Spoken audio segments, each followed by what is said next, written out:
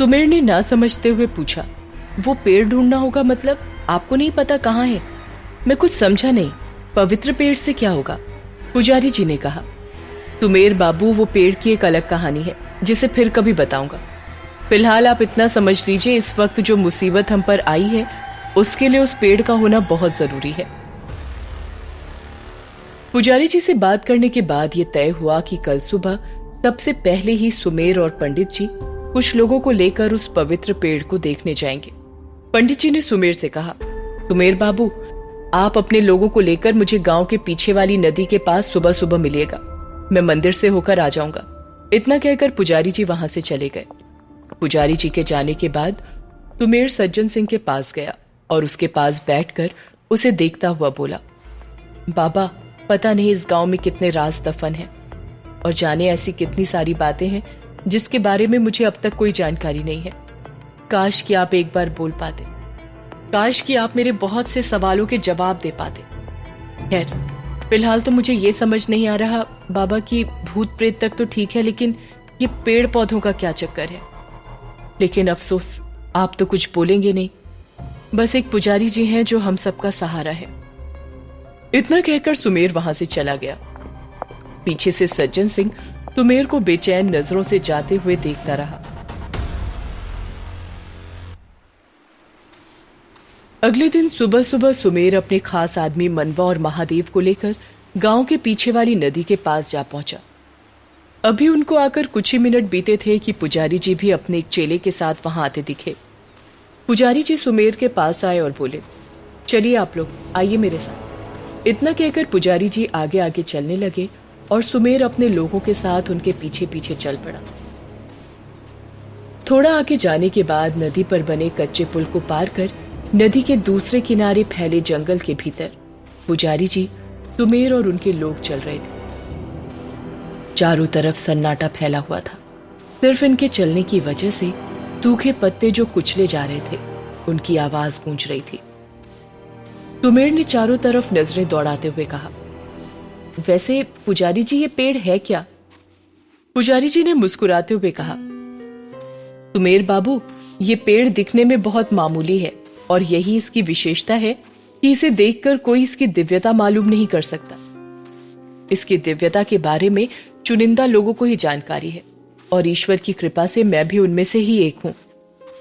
सुमेर प्रभावित होता हुआ बोला, अच्छा, आपके अलावा और कौन कौन जानता है इस पेड़ के बारे में?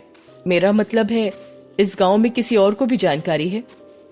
पुजारी इनकार में सिर हिलाकर बोले, नहीं, इस दिव्य पेड़ के बारे में देवदत्त, आपके बाबा और उन दोनों के एक और मित्र हुआ करते थे। उनका नाम मुझे कुछ याद नहीं आ रहा। उस वक्त मैं गुरु देवदत्त का नया नया शिष्य बना था, तो मुझे ज्यादा नहीं बताया जाता था इन सब के बारे में। वैसे मैं उनसे एक ही बार मिला हूं। उनको भी जानकारी थी और मुझे भी जानकारी महागुरु देवदत्त से ही प्राप्त हुई, क्योंकि वो मुझे बहुत मानते थे।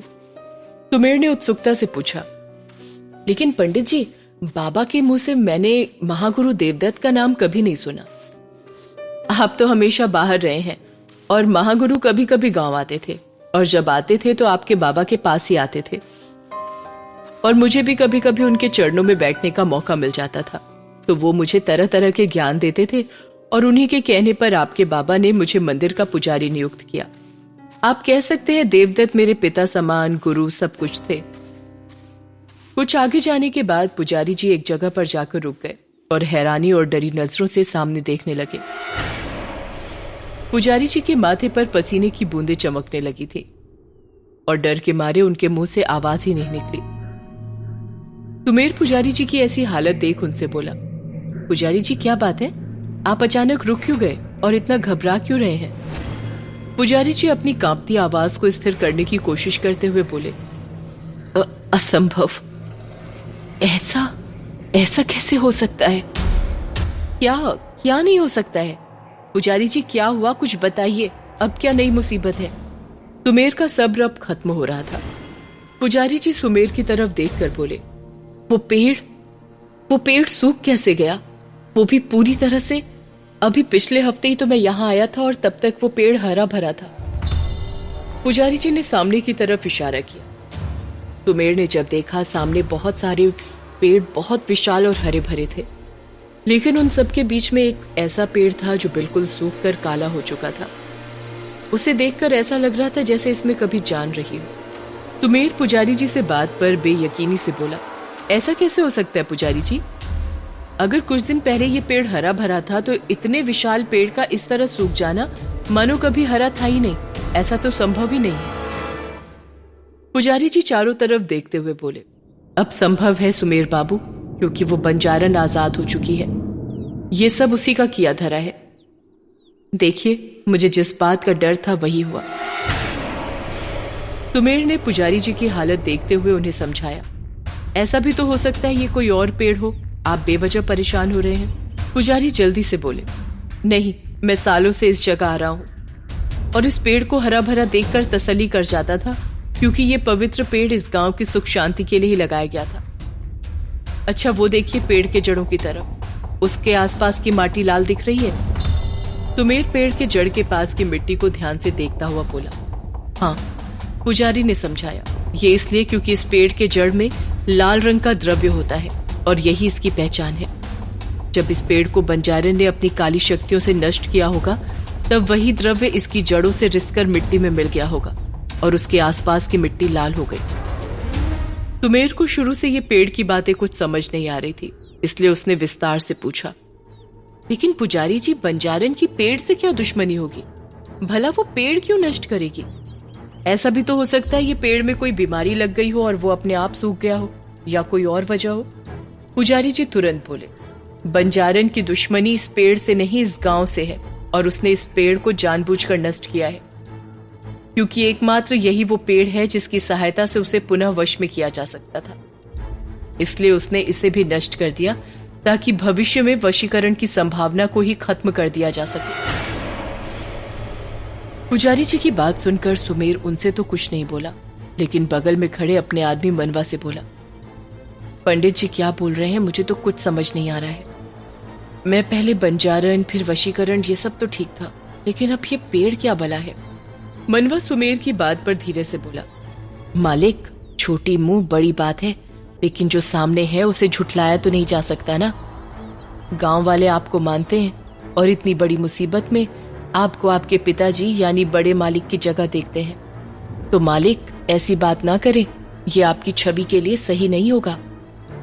तुमेर ने तिरछी आंखों से पुजारी जी को देखते हुए कहा, सही कह रहे हो ये। तुमेर ने आगे कहा, अब क्या करना है पुजारी जी?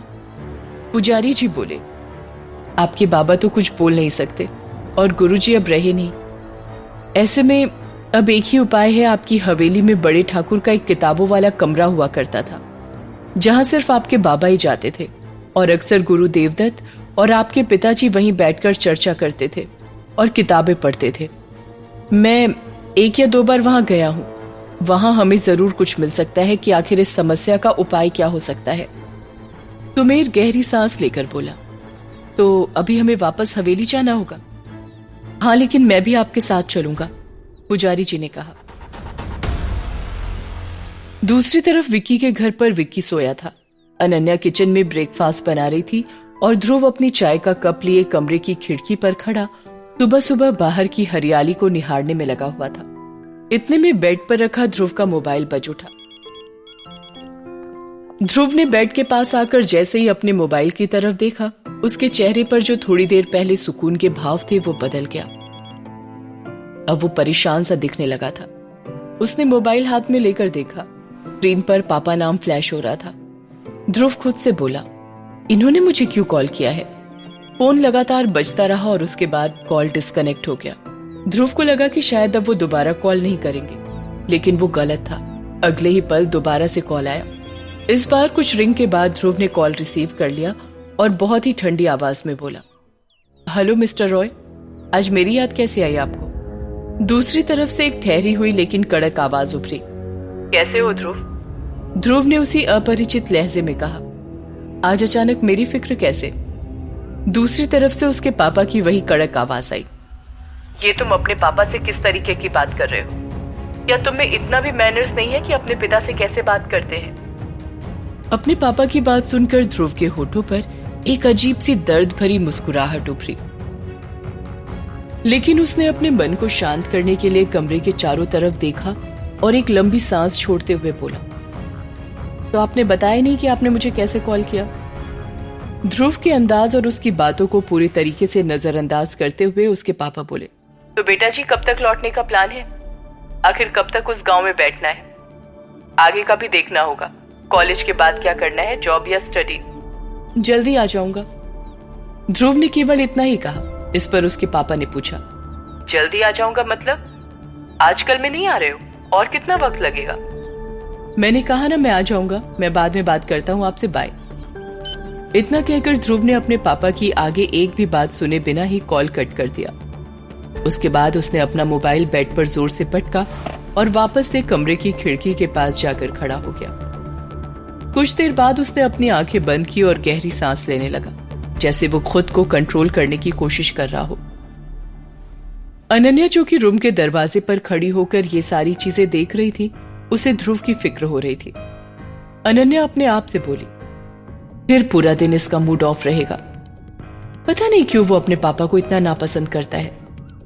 अनन्या ध्रुव को किसी काम से बुलाने आई थी, लेकिन ये सारी बातें सुनने के बाद उसने ये डिसाइड किया कि वो ध्रुव को थोड़ी देर के लिए अकेला रहने देगी, क्योंकि कई बार ऐसा होता है जब हम परेशान होते हैं और हमें कुछ अच्छा नहीं लग रहा होता या कोई बात होती है तो हम किसी से बात करने की बजाय कुछ देर अकेले रहना चाहते हैं। और जब भी ध्रुव अपने पापा से बात करता था तो थोड़ी देर अकेला ही रहना पसंद करता था, इसलिए अनन्या वहां से चुपचाप लौट गई। कुछ देर बाद ध्रुव कमरे से निकलकर बाहर बगीचे में रखी कुर्सी पर जाकर बैठ गया। तभी अनन्या हाथों में ब्रेकफास्ट और चाय लिए बाहर आई और चुपचाप जाकर ध्रुव के बगल में बैठ गई और अपने गले को साफ करती हुई अहम अहम अहम अहम अहम गर्मा गर्म चाय। ध्रुव का ध्यान अनन्या की आवाज से टूटा। उसने देखा अनन्या हाथों में गर्मा गर्म चाय की कप लिए उसके पास बैठी हुई है। ध्रुव ने मुस्कुराते हुए चाय का कप उठाया और बोला, थैंक यू। तुम्हें पता है मुझे इस वक्त। ध्रुव ने इतना कहा ही था कि अनन्या ने उसकी बातों को पूरा करते हुए कहा, मुझे पता है कि इस वक्त तुम्हें इसकी बहुत ज्यादा जरूरत थी, यही ना? ध्रुव हैरानी से अनन्या की आंखों में झांकता हुआ बोला, तुम हमेशा कैसे समझ जाती हो कि मुझे कब किस चीज की जरूरत है या मैं क्या चाहता हूं? अनन्या बड़ी अदा से अपने बालों को अपने कान के पीछे करते हुए बोली, इसे जादू कहते हैं, अनन्या का जादू है ये। अनन्या की इस बात पर ध्रुव सिर्फ मुस्कुराकर रह गया, लेकिन अपने मन में बोला, ये तो तुमने सही कहा, तुम जादूगर तो सच में हो। तुम मेरी सारी बातें समझ जाती हो, लेकिन ये क्यों नहीं समझ पाती हो कि मैं तुम्हें चाहता हूं, या यूं कहूं कि सबसे ज्यादा तुम्हें ही चाहता हूं। ध्रुव ये सोच रहा था कि अनन्या ने उसकी तरफ देखते हुए कहा, तुमने कुछ कहा? ध्रुव इनकार में सिर हिलाता हुआ बोला, नहीं कुछ नहीं। क्या तुमने कुछ सुना? अनन्या अपनी पलकें झुकाकर बोली, मुझे लगा जैसे तुमने कुछ कहा। ध्रुव अनन्या के उस शर्माते हुए चेहरे को देखकर उसे छेड़ते हुए बोला, हाँ जादूगरनी हो ना, अनकही बातें भी तो समझ जाती हो। फिर उसने बात को बदलते हुए कहा, वो तुम्हारे पापा हैं ध्रुव, आखिर क्यों तुम उनके कॉल से इतना परेशान हो जाते हो? ध्रुव ने हैरानी से अनन्या की तरफ देखा और बिना कुछ बोले बस देखता ही रहा। ध्रुव की नजरों का मतलब समझते हुए अनन्या ने कहा, आई एम सॉरी, मैंने तुम्हारी और तुम्हारे पापा की बातें कॉल पर सुन ली थी। मेरा ऐसा कोई इंटेंशन नहीं था कि मैं तुम्हारी बातें सुनूं, वो तो बस इत्तेफाक से मैंने सुन लिया।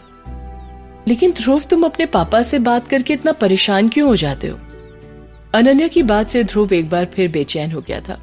उसने फीकी सी मुस्कुराहट के साथ कहा, मम्मी पापा परिवार रिश्ते, ये सब वो रिश्ते होते हैं जिंदगी में अनन्या, जिससे आपको बेशुमार प्यार मिलता है, जिनसे आपको अपनापन मिलता है, उनके साथ आप सुरक्षा महसूस करते हैं। लेकिन मैं उतना नसीबदार नहीं हूं। मैंने अपनी जिंदगी परिवार के साथ रहते हुए भी अकेले बिताई है और अब मैं इन रिश्तों से दूर ही रहना पसंद करता हूं। इससे पहले कि अनन्या कुछ कहती, वहां विक्की आ गया।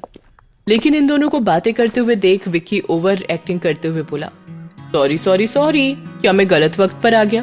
मैं बाद में आता हूँ। विक्की जैसे ही वापस जाने लगा, ध्रुव उसकी पीठ पर एक मुक्का जड़ते हुए बोला, अपनी ये नौटंकी बंद कर, मुझे कॉल करना है, मैं जा रहा हूँ, और बैठ तेरे लिए चाय भी लेकर आता हूँ।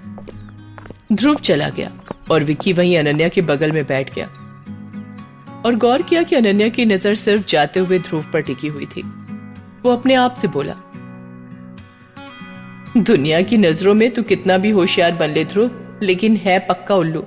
पता नहीं तुझे अनन्या की आंखों में अपने लिए प्यार कैसे नहीं दिखता। ये प्यार मुझे दिखता है, पूरी दुनिया को दिखता है। अनन्या की आंखों में साफ पता चलता है कि वो सिर्फ और सिर्फ तुझसे प्यार करती है। अब मुझे कुछ जुगाड़ करना पड़ेगा कि तू अपने दिल की बात अनन्या से बोल दे। दूसरी तरफ सुमेर और पुजारी जी हवेली पहुंच चुके थे और पुजारी जी सुमेर से बोले, सुमेर बाबू, आपको हवेली के हर कोने के बारे में अच्छे से पता होगा। बताइए, आपके बाबा का वो किताबों वाला कमरा कहाँ है? सुमेर कुछ सोचकर बोला, आप थोड़ी देर यहीं रुकिए, मैं जरा बाबा के पास होकर आता हूं। एक बार मुझे उनसे इजाजत लेनी होगी उस कमरे में जाने से पहले। इतना कहकर सुमेर अपने बाबा से मिलने अंदर चला गया। लेकिन पुजारी जी सोचने लगे कि बड़े ठाकुर तो ना कुछ बोलते हैं, ना हाथ पैर हिलाते हैं, फिर कैसे इजाजत देंगे।